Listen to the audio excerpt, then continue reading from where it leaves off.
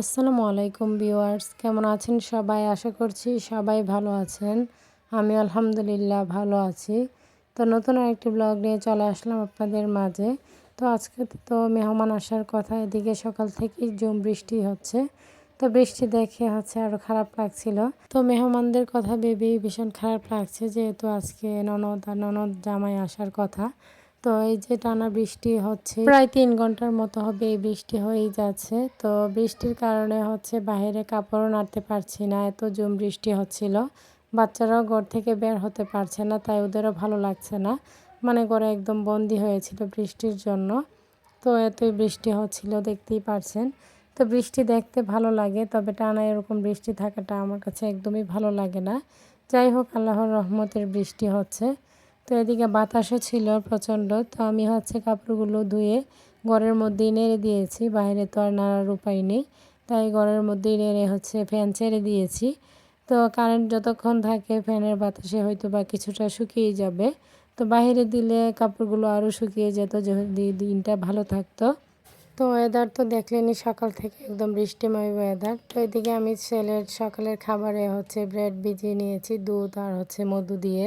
ছেলের যেহেতু ঠান্ডা লেগে আছে, তাই ওকে আমি মধু দিয়ে ব্রেড বা যে কোনো খাবারেই মানে মধুটা দেওয়ার চেষ্টা করি সকালে। তো ওকে আমি দুধের সাথে দিয়েও খাওয়াই। তো তারপরে ওর ঠান্ডার কোনো পরিবর্তনই হচ্ছিল না। তো এরপর তো দুপুর রান্না বান্না ঘর গোছানো সব কিছুই অফ ক্যামেরায় করে নিয়েছিলাম। তো এদিকে আমার ছোট যা গিয়েছিল দূর্বা তোলার জন্য। তো ননদ জামাই আসবে প্রবাস থেকে 2 বছর 3 মাস পর আসছে। তো সেজন্যই দূর্বা আর দান নেওয়া হয়েছে, দান দূর্বা দেওয়ার জন্য। তো প্রথমে এই প্ল্যানটা ছিল না, তো পরে ছোট যা বলতেছিল যে চলেন মানে দূর্বা দিই আমরা। তো এদিকে আমি ননদ আর ননদ জামাইয়ের জন্য অপেক্ষা করছিলাম, গেটের দিকে তাকিয়েছিলাম। তো ওরা কিছুক্ষণের মধ্যেই চলে আসবে।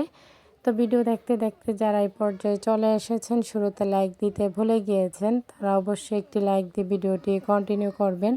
আপনাদের একটি লাইক আমার ভিডিওটি অনেকজনের মাঝে পৌঁছে দিতে সাহায্য করবে। তো এদিকে সবচেয়ে মজার বিষয় ভাবিরা যেহেতু গেট ধরেছে ননদ জামাইকে।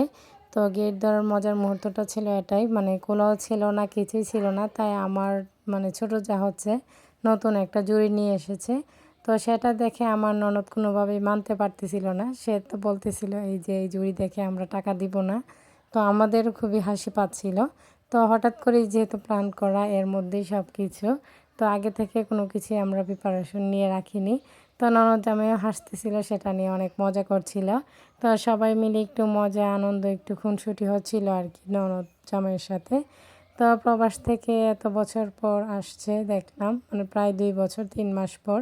তো এখানে ননদ আর ননদ জামাইকে দেখে খুবই হ্যাপি মনে হচ্ছিল, ওদের হ্যাপিনেস দেখে আমাদেরও খুবই ভালো লাগছিল। তো ননদ জামাই বাড়িতে এসেছে 1 সপ্তাহ হবে। তো 1 সপ্তাহ পর উনি শ্বশুর বাড়িতে এসেছেন।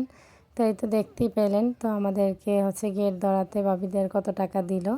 তো বাসায় আসার পর কিন্তু ওনাদেরকে ওয়েলকাম ড্রিঙ্ক দেওয়া হয়েছিল।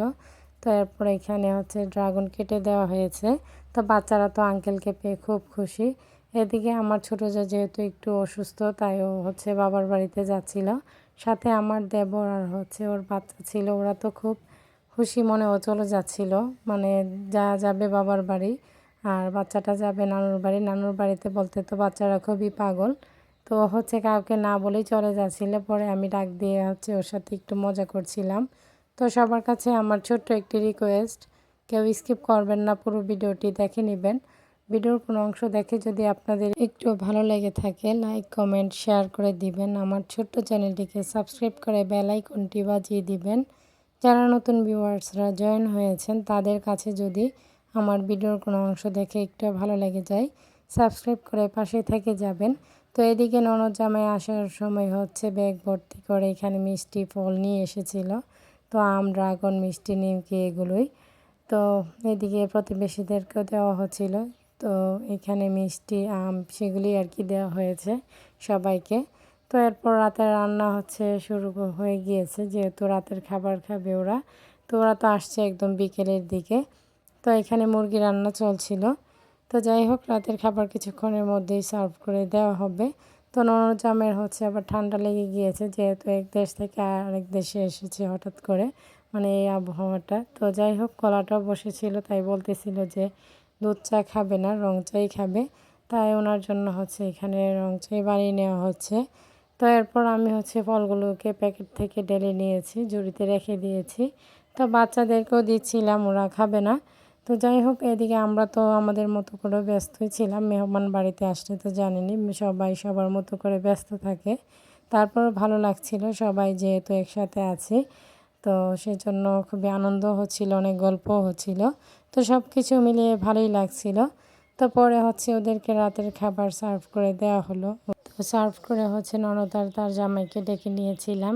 তো শ্বশুর বাড়িতে প্রবাসী ননদ জামাইয়ের আগমন, ভাবিদের গেট ধরার মুহূর্তগুলো আপনাদের কাছে কেমন লেগেছে অবশ্যই কমেন্ট করে জানাবেন। তো আজকের ভিডিও এই পর্যন্তই। সবাই ভালো থাকবেন, সুস্থ থাকবেন, আমার পরিবারের জন্য দোয়া করবেন। এইখানেই বিদায় নিচ্ছি। আল্লাহ হাফেজ।